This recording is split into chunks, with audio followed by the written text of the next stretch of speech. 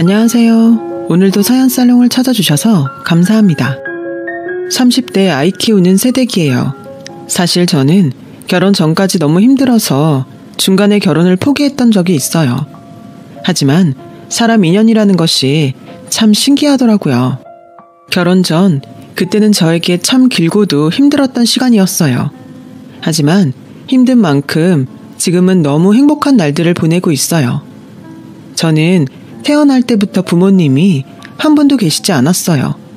엄마가 사랑의 배신으로 저를 임신한 채 아빠에게 버림을 받았고, 배신당한 엄마는 임신한 몸이지만 그래도 저를 낳아 살겠다는 일념으로 열심히 일을 하셨다는데, 그게 무리였는지 예정일보다 빨리 저를 출산하게 되면서 저희 엄마는 세상을 떠나게 되셨어요.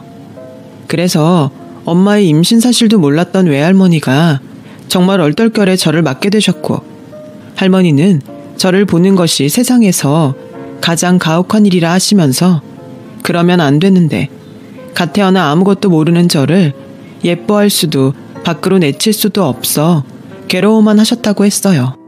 처음 그 이야기를 동네 이웃 할머니에게 듣고 어린 마음에 충격을 받긴 했지만 어린 나이에도 할머니의 마음이 이해는 갔어요. 할머니 입장에선 제가 없었다면 당신 딸이 그렇게 허망하게 하늘나라로 가는 비극은 없었을 거였으니까요.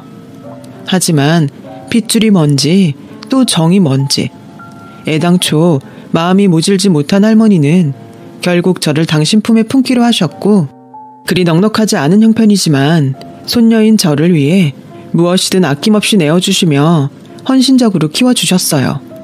그 결과 저는 시골 학교지만 항상 전교에서 1등하는 성적도 거두었죠. 어릴 때부터 할머니가 고생하는 모습을 보면서 자랐기 때문에 일찌감치 의사라는 목표를 세우게 되었습니다. 그 목표를 이루기 위해 밤낮을 가리지 않고 공부를 했어요. 할머니도 공부에만 매달리는 제가 안쓰러웠는지 그깟 공부가 밥 먹여주는 것도 아닌데 적당히 해라 라며 저를 말리기도 하셨지만, 제가 돈 잘 벌고 실력 좋은 의사가 된다면 할머니의 자잘한 병들도 모두 고쳐드리는 것은 물론이고요. 앞으로 남은 할머니의 인생을 편안하게 해드릴 수 있을 거라는 생각에 진짜로 힘든 줄 모르고 공부만 했어요. 그래서 정말 먹는 시간도 자는 시간도 아끼며 공부를 했고, 그랬더니 주변에서는 할머니에게 그 집 손녀딸 참 독하더라 라는 말을 하시는 분도 계셨고, 또 어떤 선생님들은 제가 기특하고 측은했는지 일부러 학교 수업이 끝났는데도 저에게 공부를 가르쳐 주시겠다고 하시기도 했어요. 저는 고3 수능을 거의 만점에 가까운 점수를 받았어요. 목표하던 서울 의대에 그것도 장학금을 받으며 입학할 수 있었는데요. 할머니는 물론이고 제 주변의 모든 사람들이 독하게 공부할 때부터 알아봤지, 우리 선이는 될 줄 알았어 라며 기뻐해 주셨죠. 저는 드디어 제 꿈에 한 발짝 다가간 것 같아 뿌듯했는데 딱 한 가지 마음에 걸리는 일이 있었어요. 할머니, 그냥 나랑 서울에서 살면 안 돼? 할머니 허리도 안 좋고 무릎도 안 좋은데 혼자 계시다가 다치시기라도 하면 어떡해. 뭘 어떡해. 읍내병원 가면 되지. 할미는 평생 촌에서 살아서 도시에서는 숨 막혀서 못 살아. 내가 너 혼자 살게 한다 생각하면 시끄럽고 공기도 나쁜 곳에서 우리 강아지 어찌 살까 다 걱정이 된다니까. 다들 잘 살아. 그러니까 그렇게 길을 쓰고 서울에서 살려고 하지. 두고 봐요. 할머니 손녀딸이 금방 의사 선생님 돼서 우리 할머니 호강시켜 줄게. 됐어. 네 몸이나 잘 챙겨. 할미 없어도 학교 잘 댕기고 선생님 말씀 잘 듣고, 그리고 사내놈들 특히 조심해야 한다. 무슨 일 있음 할미한테 바로 전화하고. 아휴, 요런 피덩이를 내가 어찌 떼어놓을까나. 할머니는 그렇게 한참을 발이 떨어지지 않는다며 제 걱정을 하시고 또 신신당부를 하시고는 겨우 시골집으로 가는 고속버스에 오르셨어요. 저도 그렇고 할머니도 서로가 없으면 혼자인지라 전 하루빨리 성공해서 할머니를 모셔와야겠다는 생각뿐이었어요. 대학에 들어가서도 캠퍼스 생활을 할 생각도 하지 않았고요. 또 공부를 열심히 했어요. 그래서인지 저는 대학을 다니는 동안에도 친하다는 친구가 한 명이 없었습니다. 그러다 제 눈에 같은 수업을 듣는 의대 복학생이라는 남자가 눈에 띄기 시작했어요. 저도 혼자고 그도 혼자라 서로 인사 한 번을 하지 않은 상태였지만 이미 서로를 알고 있었어요. 제대로 말도 하지 않은 사이인데 어느덧 강의실에서 마주치게 되면 가벼운 목례 인사 정도는 하는 사이가 되었죠. 지금 생각해보면 저도 그렇고 그 사람도 숫기가 없고 내성적인 사람이라 서로 다가갈 생각을 전혀 하지 못했던 것 같아요. 하지만 인연은 인연이었는지 그렇게 목례만 하던 그와 저는 우연히 기말고사를 앞두고 도서관에서 공부를 하다 또 만나게 되었죠. 둘 다 밤샘 공부를 했었기에 복도 자판기에서 커피를 하나 뽑아 먹다가 그 사람과 뜻밖의 대화를 하게 되었어요. 안녕하세요. 저기 혹시 100원짜리 동전 있으면 하나만 빌려주실래요? 제가 꼭 갚을게요. 그는 커피를 마시고 싶은데 돈이 부족하다고 저에게 동전을 빌려달라고 했어요. 저는 흔쾌히 동전을 빌려주었어요. 그 일을 시작으로 저와 그는 이야기는 물론이고 가끔 학교에서 점심도 같이 먹는 제법 친분을 쌓을 수 있었는데요. 할머니는 전화통화를 할 때마다 사내 놈을 조심하라고 했지만 이 사람은 이야기를 하면 할수록 생각도 깊고 마음씨도 따뜻한 사람이었어요. 훗날 저의 하나밖에 없는 남편이 되었죠. 그렇다고 저희 둘이 그날 이후 바로 사귀었던 것은 아니었어요. 저희의 인연은 그 후 5년 뒤에야 이어지게 되었거든요. 그전에는 각자 병원 실습과 국시 준비로 정신없이 의사라는 목표를 위해 달리다 보니 제대로 고백도 해보지 못한 채 어느새 졸업을 하게 되었더라고요. 그리고 드디어 제가 의사 면허를 따고 정식으로 병원 근무를 하게 되었던 해, 같은 병원 선배의 권유로 처음 의료 봉사를 나갔다가 그곳에서 남편을 다시 만나게 되었는데 얼마나 반갑던지 서로 숫기가 없어서 말 한마디 못했던 사람들이 맞나 싶을 정도로 그날 너나 할 것 없이 말문이 터져 그것을 시작으로 자연스럽게 연인 사이가 되었어요. 바쁜 의사생활 속의 연애는 고단함 속의 꿀같은 시간이었어요. 할머니에게는 비밀로 하고 남편을 만나야 했지만 자상한 남편은 집을 떠나 혼자 생활하는 저를 살뜰히 챙겨주었기에 저는 점점 남편에게 푹 빠지게 되더라고요. 그렇게 3년 정도 남편과 연애를 했어요. 그리고 남편은 저에게 더는 말하지 않을 수 없다며 프로포즈를 했어요. 저는 기뻤지만 그 순간 뭐라고 대답을 해야 할지 망설여지더라고요. 시골에 계신 할머니 때문이었죠.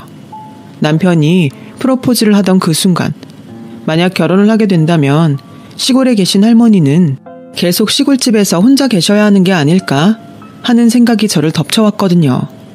그러자 저의 반응에 남편은 뭔가 불안한 얼굴이 되었죠.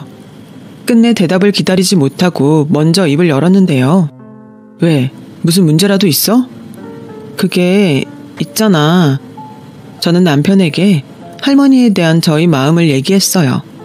평소 연애하면서 이미 제가 어떻게 자랐고 공부했는지 남편 모두에게 말한 터라 남편은 저의 고민을 마치 자기 고민처럼 들어줬고 저의 말이 모두 끝나자 남편은 어떤 망설임도 없이 웃으며 이렇게 말해줬어요. 바보야. 내가 그 생각도 하지 않고 프로포즈를 했을까봐? 난 할머니만 좋다고 하시면 우리가 모시고 사는 것도 좋다고 생각해. 정말? 정말 그래도 돼? 그럼 우리 자기한테 얼마나 고마우신 분인데 나도 할머님이 남은 생 편안하게 우리랑 같이 사셨으면 좋겠어. 우리 주말에 할머니한테 인사드리러 가자. 설마 아직도 나 만나는 거 얘기 안 한 거 아니지? 솔직히 그때까지도 얘기를 못한 건 맞아요. 기회를 봐서 이야기를 해야지 하는 생각은 계속 가지고 있었지만 엄마가 아빠에게 배신당하고 허망하게 세상을 떠난 트라우마가 생각보다 강하셔서 할머니는 제가 좋은 짝을 만나 행복한 결혼을 했으면 좋겠다고 생각하시면서도 어떤 사람을 믿어야 할지 모르시겠다며 어느 한쪽도 적극적이지 못하셨어요. 하지만 남편은 누가 봐도 좋은 사람이었거든요. 할머니도 직접 이 사람을 본다면 단번에 안심하실 수 있을 거라는 자신만만한 생각에 남편의 프로포즈를 받은 저녁 할머니에게 전화를 걸어 이실직고 했어요. 뭐? 할미 몰래 그렇게 오랫동안 연애를 했다고? 근데 그것도 모자라서 결혼 허락을 받으러 온다는 거야? 할머니가 계속 사내놈 조심하라고 하셔서 말을 못했는데 내가 지금 만나고 있는 사람 진짜 좋은 사람이야. 그러니까 할머니가 직접 보고 결혼 허락해줘. 나 할머니가 허락해줘야 결혼할 수 있잖아. 아이고, 이미 할미 몰래 할 건 다 했으면서 이 할미 허락은 또 필요해? 당연하지. 난 할머니 새끼잖아. 그리고 난 할머니가 하지 말라고 하면 절대 안 하지. 그래서 이래 오랫동안 할미를 속였냐? 그래도 진작 말했으면 할미가 한번 올라가서 봤을 텐데. 아무튼 우리 강아지가 그렇게 좋아 죽는다면 한번 데려와봐. 근데 이 할미 그렇게 호락호락하지 않다. 할머니는 저의 이실직고에 처음엔 많이 당황하셨지만 제 마음이 불편하지 않게 농담을 하시며 남편을 데리고 오라고 하셨고, 저는 그 주 주말에 남편을 할머니에게 소개했죠.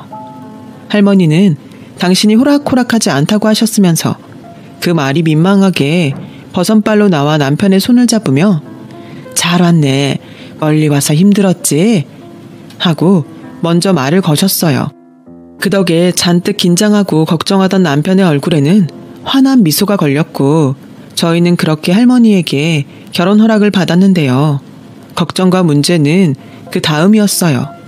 할머니의 허락이 떨어지고 저는 금방 다시 남편의 집에 인사를 가기로 한 날이었는데 그때까지 자기 부모님이 평범한 회사원이라고 소개했던 남편이 어쩐지 안절부절 못하는 것이 느껴졌어요. 왜? 어디 불편해? 아니, 근데 우리 부모님 만나러 가기 전에 내가 할 말이 있어. 사실은 우리 부모님이 평범한 회사원이 아니라 대학 교수셔. 두 분 다. 뭐? 근데 왜 거짓말을 했어? 처음엔 자기가 부담 느낄 것 같아서 그랬어. 다른 친척들 형 보니까 집안이 좀 차이가 나면 부담스럽다고 헤어지는 경우가 많더라고. 난 자기랑 헤어지고 싶지 않았으니까 다음에 미루다가 지금 말하게 됐네. 저는 놀라지 않았다면 거짓말이었지만 남편을 이해할 수 있었어요. 뭐 그만큼 저도 남편을 좋아했으니까 그랬죠. 하지만 문제는 남편의 부모님이 교수라는 사실보다 그때까지 전혀 몰랐던 남편 집안의 재력이었어요. 알고 보니 남편 집의 모든 사람들이 서울대 출신의 의사, 검사, 변호사 등 내놓으라는 직업을 가진 분들이었더라고요. 저는 그런 분들이 저희 집안 환경을 듣고 이 결혼을 허락해 주실까 걱정이 되었어요. 따지고 보면 저는 의사라는 직업 빼면 가족이라고는 할머니밖에 없는 고 하나 다름 없었으니까요. 저는 그 전까지 부모님이 계시지 않는 것이 흠이라고 생각한 적이 없었는데 자리가 자리인지 저는 자신감이 없었어요. 남편에겐 별 말을 하지 않았지만 솔직히 부담이 되었죠. 하지만 이런 저의 걱정은 시부모님 되실 분들과 마주하는 순간 눈 녹듯 사라졌습니다. 너무나도 포근하고 인자한 두 분의 응대에 저는 스스로 가슴 졸였던 마음을 내려놓으며 안심할 수 있었어요. 어서 와요. 내가 얼마나 보고 싶었다고. 도통 여자 만난다는 말을 하지 않아서 내심 걱정을 많이 했거든요. 듣자 하니 의사라고. 며느리까지 의사를 고집한 건 아니었는데 이래저래 우리 집이랑 잘 맞는 며느리가 들어와서 내가 요즘 학교 가면 어깨에 힘이 들어가. 당신은 은근 아닌 척 하면서 따지더라. 난 그냥 우리 아들이 좋아하는 여자면 무조건 오케이예요. 배고프죠? 내가 사실 음식 솜씨는 없는데 신경 많이 썼으니까 맛있게 먹어요. 따뜻한 분위기의 남편의 집은 샘이 날 정도로 너무나 화목했어요. 그래서 할머니에게는 미안하지만 나도 이런 집에 가족으로 살면 얼마나 좋을까 하는 생각과 어서 빨리 남편과 결혼하면 좋겠다는 생각을 했는데요. 그때였어요. 우리 예비 며느리는 어떤 집에서 자랐나? 부모님은 뭐 하세요? 아, 저는 부모님이 안 계세요. 아빠는 제가 엄마 뱃속에 있을 때부터 계시지 않았고 엄마는 저를 낳다가 돌아가셔서 외할머니 손에 컸습니다. 저는 한 번은 물어보실 거라고 생각한 질문에 침착하게 대답했어요. 저의 말이 끝나자 두 분은 적지 않게 당황한 얼굴이었지만 이내 다시 얼굴에 잔잔한 미소를 지으셨어요. 그의 어머니이자 시어머니는 저에게 이렇게 말씀하셨죠. 그런 사정이 있는지는 몰랐어요. 내 질문이 속상했다면 미안해요. 아니에요. 당연히 말씀드려야죠. 할머님이 고생을 많이 하셨겠네. 혼자 손주 의사 공부까지 다 시키시고. 네, 할머니가 고생을 많이 하셨어요. 앞으로 보답하며 살아야죠. 시부모님은 저의 이야기를 듣고 고개를 끄덕이셨어요. 그래서 저는 이런 시부모님이라면 존경하고 함께 살아갈 수 있겠다는 생각이 절로 들었고, 결혼하면 내 부모님이다 하는 마음으로 잘해야겠다고 다짐까지 했는데요.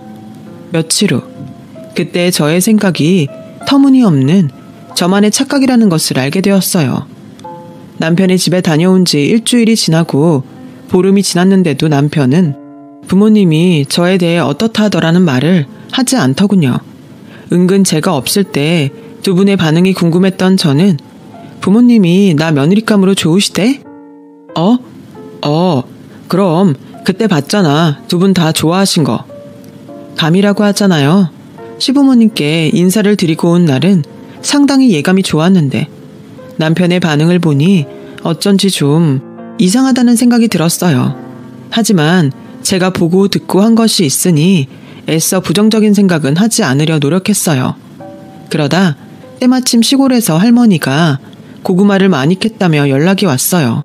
남편 집에도 가져다 드리라며 고구마를 한 박스 보내주신다고 하길래 망설이다가 남편을 통해 시부모님에게 고구마를 좀 보내드리려고 했어요. 그런데 우리 부모님 고구마 안 드셔. 두 분 다 탄수화물 관리하시거든. 아, 그래? 그럼 내가 날도 쌀쌀해지니까 다른 건강식품이라도 좀 챙겨드릴까? 에이, 뭘. 친척 중에 깔린 게 의사 약사인데 자기는 신경 쓰지 마. 저는 그때 확실히 느꼈어요. 무언가 잘못되어 가고 있다는 것을요. 하지만 심증만 있을 뿐 남편이 아무 말도 하지 않는데 제가 먼저 뭐라고 말을 할 수가 없더라고요.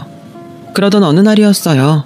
그날은 원래 남편과 함께 영화도 보고 밥을 먹자고 약속한 날이었는데 남편은 몸이 너무 좋지 않아서 약속을 좀 미뤄야겠다고 연락을 해왔어요. 그때까지는 사실 별 생각을 하지 않았어요. 전화기 넘어 남편의 목소리도 별로 좋지 않았고요. 그래서 많이 아파? 진료는 받았고 명색의 의사가 자기 몸 관리도 못해서 어떡해. 그러게 독감 검사도 했고 괜히 자기한테 옮기면 안 되니까 우리 약속 다음으로 미루자. 나 자기 많이 보고 싶었는데 아쉽다. 에이, 그러지 말고 내가 지금 갈까? 마스크 잘 쓰고 있으면 되지. 아니야, 내가 신경 쓰여서 안 돼. 나 금방 나을 테니까 좀만 참아. 집에 부모님도 계시고 내 걱정은 안 해도 돼.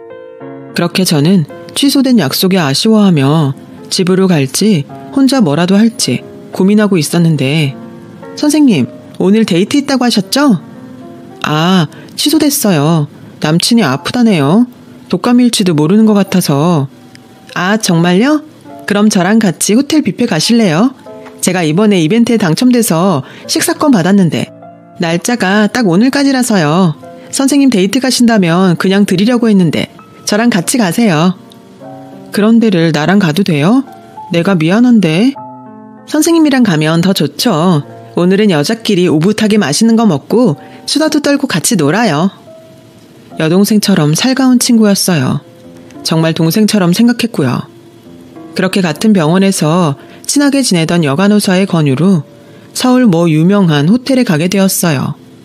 호텔 1층에 도착해서 동생이 잠시 식당 위치를 알아보고 오겠다고 자리를 비운 사이에 멀찌감치 카페에 남편이 어떤 여자와 함께 앉아있는 모습이 보이더라고요. 게다가 남편의 그 특유한 사람 좋은 미소로 상대 여자에게 웃어주는 모습을 본 저는 마치 드라마 속 배신당한 여자 주인공처럼 눈에 아무것도 보이지 않았었는데요.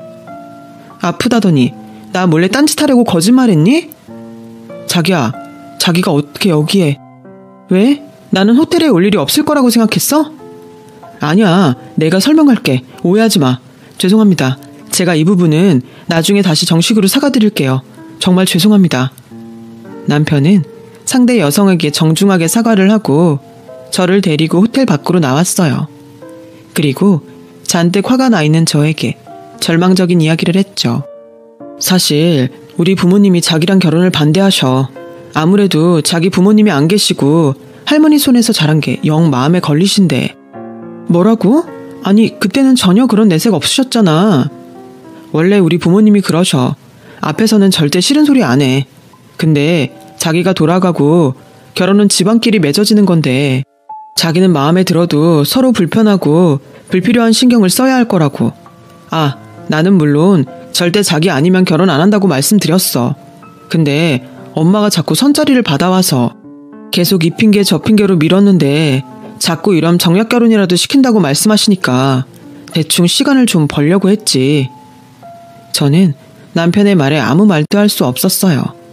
게다가 함께 온 그 동생이 이 모습을 모두 보고 있었기에 저는 머릿속이 더 하얗게 되었죠.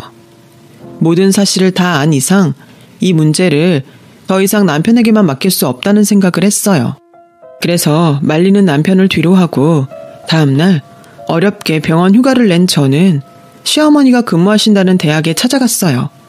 그런데 그곳에는 처음 다정하고 살갑게 저를 대해주신 어머님은 계시지 않더라고요.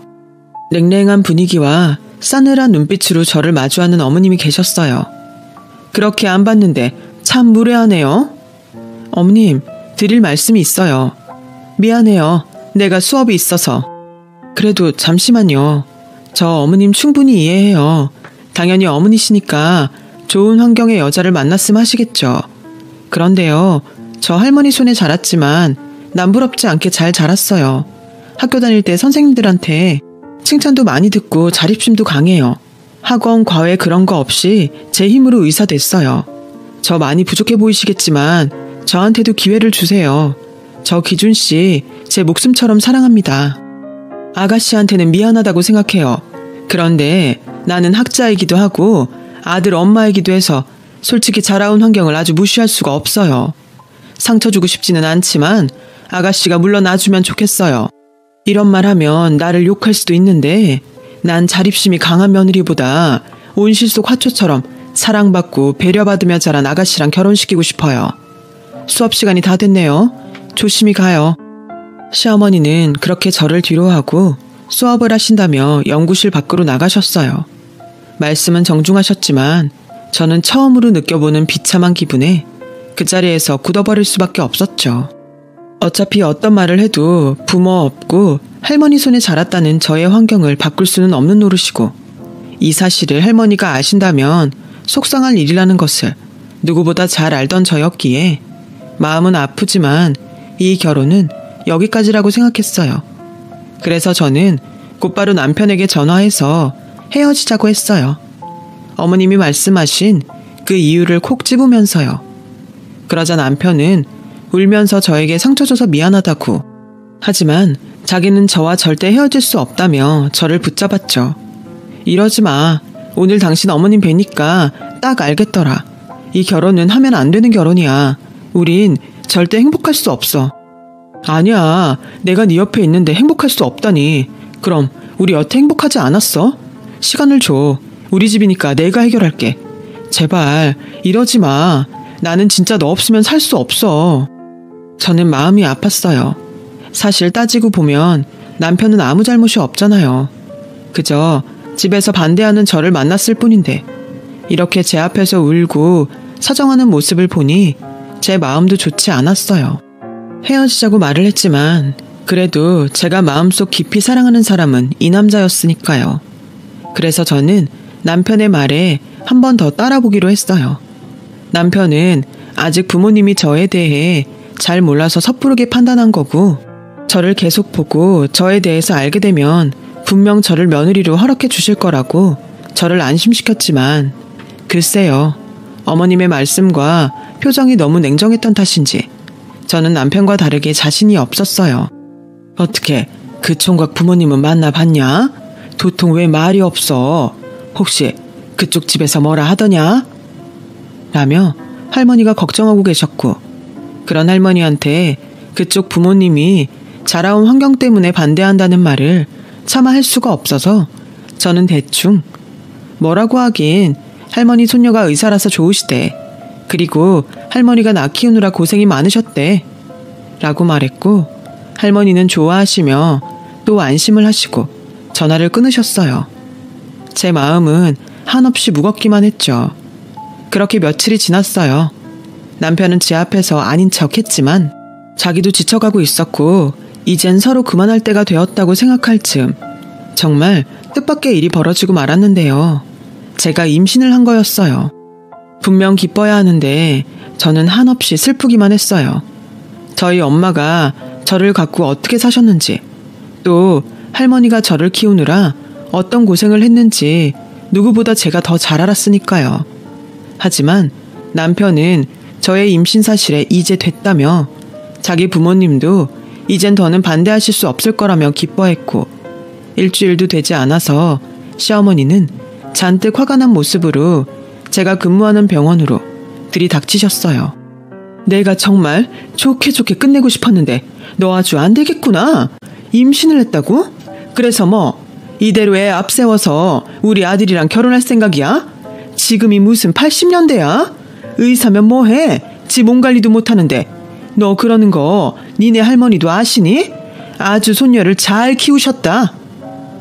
저는 수치심과 창피함에 더는 가만히 있을 수가 없었어요. 게다가 할머니까지 운운하는 시어머니에게 화가 나서 결혼하기 위해 작정하고 임신한 게 아니라고 이 아이 저 혼자 잘 키울 수 있으니 당장 나가시라고 소리를 질렀고 이 난동 때문에 저는 병원 원장님의 호출을 받게 되면서 잠시 병원을 쉬는 게 좋겠다는 말까지 듣게 되었어요. 이런 취급을 받을까봐 임신을 하고 마음이 좋지 않았던 건데 저의 실수로 할머니에 대해서 그런 말까지 들으니 저는 악에 받쳐 더 이상 이 결혼을 계속 진행할 수 없겠다는 생각이 들었어요. 남편은 아이까지 생겼는데 자기는 절대 그럴 수 없다며 이번에도 완강하게 나오더라고요. 그날 밤 뜻밖의 시아버지를 모시고 저를 찾아왔어요. 아가, 미안하다. 집사람이 너한테 함부로 한 거 내가 대신 사과하마. 임신까지 한 너한테 그러면 안 되는 건데. 사실 나도 집사람이랑 별반 다른 마음이 아니어서 니네 결혼 반대했었다. 하지만 이젠 아니야.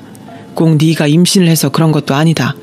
내 아들이 이 정도로 너를 원하는데 오죽하면 그럴까 싶어서 아비로서 내가 한 발 물러날까 한다. 아가, 늦었을지도 모르겠지만 마음 풀고 우리 집 며느리가 되어주면 안 되겠니? 저는 하루아침에 극과 극인 시부모님의 반응에 롤러코스터를 타는 것처럼 혼란스러웠어요. 지금은 어떤 생각도 하고 싶지 않다며 남편과 시아버지를 돌려보냈고 다음날 아침 저는 금방이라도 쓰러질 것 같은 생각에 할머니가 계신 시골집으로 갔어요. 어머나, 우리 강아지 연락도 없이 어쩐 일이야. 할머니. 저는 할머니를 보자 또다시 눈물이 터졌고 그대로 땅바닥에 주저앉아서 그간 있었던 일을 모두 이야기했습니다. 할머니는 한참을 듣기만 하시더니 저의 손을 꼭 잡아주시며 이렇게 말씀하셨어요. 여기 땅바닥은 너무 춥다. 들어가자. 할미가 맛있는 거 만들어줄게. 사람은 뱃속이 든든해야 머리도 잘 돌고 마음도 건강해. 어여 일어나. 그렇게 할머니 손을 잡고 집 안으로 들어갔어요. 그리고 따뜻한 아랫목에 할머니의 냄새를 맡으며 잠시 잠이 들었는데 잠깐 눈을 뜨니 할머니는 연신 저의 얼굴을 쓰다듬으시며 내 강아지 딱 해서 어쩌나 하시며 눈물을 삼키시더라고요. 이럴까봐 죄송해서 못 왔었는데 저는 눈물을 들키지 않으려 등을 돌렸고 할머니는 제가 깼다는 것을 눈치채셨는지 덤덤하게 이렇게 말씀하셨어요. 우리 손녀 할미는 고스톱을 칠 때도 못 먹어도 코 하는 사람이야. 우리 강아지가 하고 싶으면 그 결혼해. 이 할미가 언제까지고 네 뒤에서 떡 하고 버텨줄 테니까 겁먹지 말고 네 하고 싶으면 해. 할머니는 저를 그렇게 다독여주셨어요. 저는 며칠 후 시아버님의 제안으로 상견례 이야기를 듣게 되었는데요. 이미 상처뿐인 마음이라 처음엔 그러고 싶지 않다고 거절을 하자 옆에서 할머니가 시부모님을 한번 보고 싶다고 하셨어요. 결혼을 깨도 그때 깨면 된다는 생각에 저는 할머니를 모시고 상견례장으로 가게 되었죠. 너는 아무런 걱정하지 마. 네 옆엔 이 할미가 있으니까 그 옆편에 낯짝이나 한번 보자. 그렇게 말하고 할머니는 저의 손을 더욱 꼭 잡으셨어요. 이미 남편과 시부모님은 상견례 장소에 도착해 있었고 저희는 가볍게 목례를 하며 자리에 앉았는데 그때였어요. 지금 생각해도 정말 놀라운 일이 제 눈앞에서 벌어진 거죠. 이모? 이모 맞죠? 저 수키예요. 수키? 아, 네가 수키니? 어머나 세상에. 내가 너를 그렇게 보내고 생사를 몰라서 마음이 그랬는데 너 잘 살았어? 네, 저 그때 고아원에서 입양 가서 잘 크고 잘 살았어요. 아이고, 감사한 거 참말로 감사하다. 근데 그럼 네가 여기 왜 있어? 할머니는 잠시 당신이 상견례 장소에 와 있다는 것을 잊으신 듯 시어머니와 반갑게 얘기를 하셨어요. 그리고 저를 반대하고 또 저를 아프게 한 시어머니를 보면 당신이 꼭 한 소리를 하시겠다고 벼르고 오셨는데 그 당사자가 과거 자신과 인연이 있는 사이라는 사실에 끝내 믿기 어렵다는 표정을 지으셨어요. 그리고 그때까지도 아무것도 알 수 없었던 저를 포함한 남편과 시아버지는 곧 할머니와 시어머니의 기막힌 인연에 대해 들을 수 있었어요. 알고 보니 시어머니는 아주 오래전에 저희 엄마의 절친한 친구였답니다. 밤에 집안에 불이 났는데 그 불은 순식간에 마을에서 가장 큰 불로 번져 당시 초등학생이었던 시어머니만 빼고 다른 가족들이 그만 모두 세상을 떠나는 비통한 일이 있었대요. 그래서 그 불 때문에 한순간에 부모 형제를 모두 잃은 시어머니는 오갈 곳이 없었죠. 저희 할머니는 당신 딸의 친구이기도 하니 당신이 키우겠다며 시어머니를 데리고 집으로 가셔서 정말 당신이 딸처럼 3년 정도 저희 엄마와 함께 키우셨다고 하는데 형편이 넉넉지 않았던 외갓집에 피해를 끼치는 것이 싫었던 시어머니는 12살이 되던 해 당신 스스로 고아원에 가겠다고 하셨다는 거 있죠. 내가 그때 너를 보내고 몇 날 며칠을 울었다. 내가 굶었으면 굶었지. 그 어린 걸 지발로 거길 가게 했으니. 아니에요. 누가 생판남을 그렇게 자식처럼 키워주실 수 있겠어요. 저 그때 정말 감사한 마음으로 고아원에 갔어요.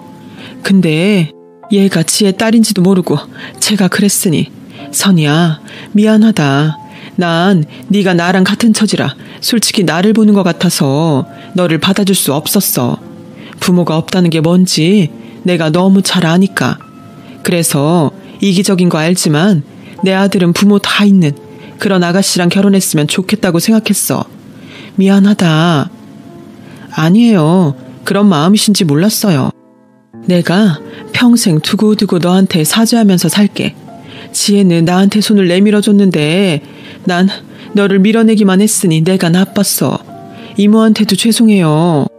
됐다. 서로 오해가 있으면 이렇게 풀면 되지. 난 네가 절대 나쁜 마음으로 그러지 않았다는 걸 안다. 우리 손녀 잘 부탁한다. 내가 정말 공들여 키웠어. 네, 제가 잘할게요. 선이야, 미안하고 고마워.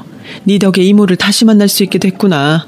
이런 말 참 내가 하면서도 민망한데 우리 앞으로 잘 지내자. 내가 네 엄마 목까지 다 해줄게. 시어머니는 그렇게 말씀을 하시고 저를 끌어안으셨어요. 그리고 계속 미안하다고 고맙다고 앞으로 잘하겠다는 말을 몇 번이고 하셨는데 그동안 절대 풀리지 않을 것 같았던 서운한 마음이 조금씩 풀어지더라고요. 우여곡절이 있긴 했지만 모두의 축복을 받으며 결혼식을 올릴 수 있었어요. 그리고 저를 닮은 예쁜 딸을 낳았는데요. 시어머니는 물론이고 저희 할머니까지 제가 천사를 낳았다며 서로 당신이 안아보겠다고 어찌나 성화인지 그 모습에 저는 이런 행복을 맞이하려고 그런 시간을 겪었나 하는 생각까지 들더라고요. 지금은 그 딸이 무럭무럭 자라 4살이 되었어요. 옹알옹알 말도 많고 애교도 많아 저희 부부는 물론이고 할머니와 시부모님의 사랑을 아주 듬뿍 받고 있는데요. 몇 달 전 아주 기가 막히게 서울은 공기도 나쁘고 시끄러워서 싫다던 할머니가 당신 스스로 시골 생활을 정리하시고 저희 집으로 오시는 일이 있었어요. 저희 딸 때문이었죠. 내가 우리 증손녀가 눈에 아른거려서 거의 있을 수가 없더라. 네, 우리 증손녀 초등학교 들어갈 때까지만 여 있을게. 괜찮지? 그렇게 내가 오라고 할 땐 싫다고 하더니 이게 말로만 듣던 내리사랑인가? 내 참 서러워서. 나는 네가 뭐라고 하는지 하나도 안 들린다. 우리 강아지 증조 할미랑 코 잘까? 할미가 자장가 불러줄게요.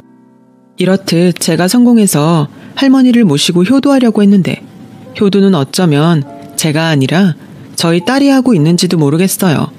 이걸 좋아해야 할지 서운해야 할지 매일매일 얼굴에 웃음꽃이 피어있는 할머니의 모습을 볼 때면 저는 참 많이도 행복하네요.